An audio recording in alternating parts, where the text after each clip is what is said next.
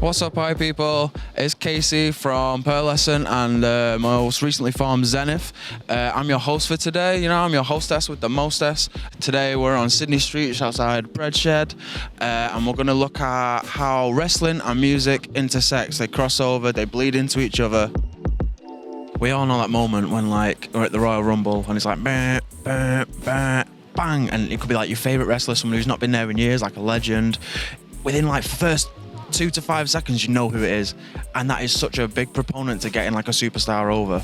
And like, especially in today's like game, like the attention span is so short. So as soon as you hear like that first second of music, it's like it's got to be identifiable, and you've got to align it with a character. Like one I always think about was back in the day, Dean Ambrose had like that chainsaw word, and it's like wah, and then he'd come out, and just from that word, I'd be like, I know who's coming out now. Same thing with like John Cena. As soon as them trumpets hits, and it's like brr, brr, you're like, oh, John Cena sucks or whatever.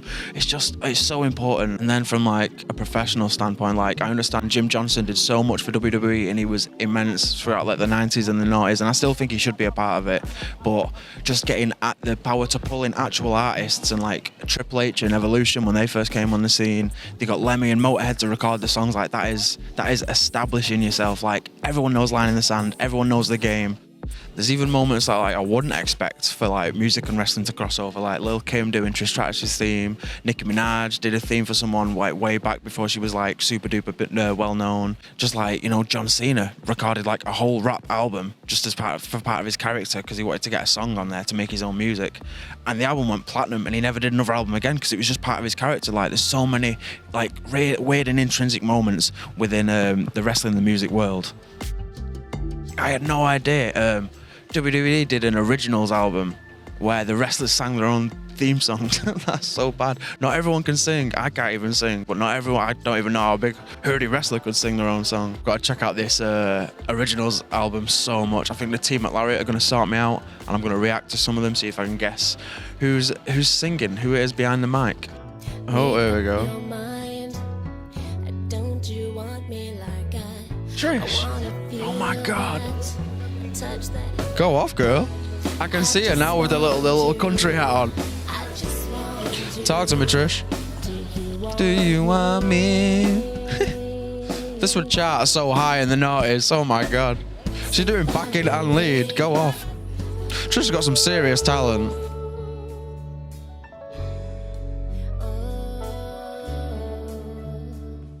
I wonder who she's talking about. That one's actually really good. Like,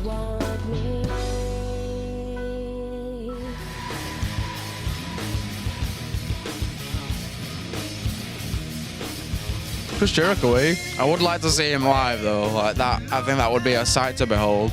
I'd take a code breaker off him, but I'd let him put me in the line out, to be fair. I'd be like, Chris. I wonder if he'll come back to the E. He talked about that, didn't he? He said, oh, well, you know, it's always about making the right business decision, which is like, WWE, please take me back. So I'd pay for that. Another Royal moment. Break the walls down. That'd be pretty hard. Unless he takes Fozzy, he could always do that. I can dig it. I can dig this one. The two full ones that I've heard have been actually very good. I don't know why it didn't pop off. I would have bought this. Oh, like my dad would have bought it for me.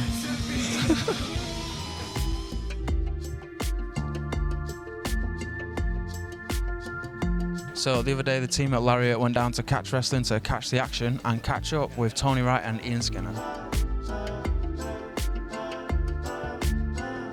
Hi.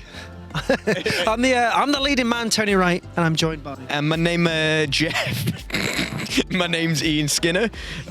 Cool guy and lots of friends. We're both pro wrestlers. Yeah, we've had a good time tonight. We've slapped each other really hard. I mean, we're here to talk about music and stuff, aren't we? Every show, I come out to Lady Marmalade by Patti LaBelle because it's... One, it really speaks to me, as I love that music. That's the era that I enjoy the most. And it's such a change from what wrestlers use, because wrestlers are so like rock heavy and metal heavy and maybe a bit of hip hop now and then, but everyone's so serious. So when my music plays, the atmosphere changes and the room go, oh, okay, who's this guy? Which I love, and that's the effect I want. I want to be someone that turns heads. I'm very lucky in which I've got a song specifically for me. It started in, let's say, 2022. is where I first used it. It was produced by Shotty Horror, rap guy, also promoter of Sov Pro. He made it custom for me and we worked on it together. He made the beat, and one of my friends who I used to be in a band with called Elliot Stradlin, look him up, part of the Rarely Social, I got him to rap on it because I could say, here's the lyrics, here's the style, I think this speaks to you.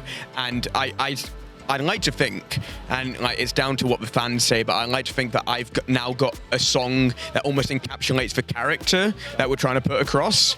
And a lot of people will say, like, it's maybe one of my signature things right now. People associate the bomb, bomb, bomb, bomb with Ian Skinner. I just love dancey, old, funky music. 70s really gets me going.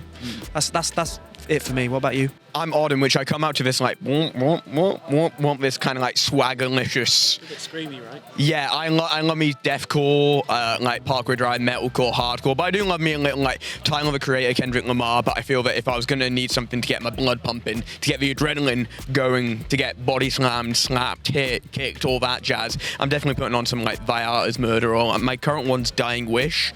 Australian hardcore band, female fronted, brilliant. So alien to me, because I'm like, I will listen to Sister Sledge or Nile Rodgers. Yeah, and I will put a sledgehammer through your window with my music. Yes, this guy, me. Did we plan that? No. Anyway, back to you with the weather.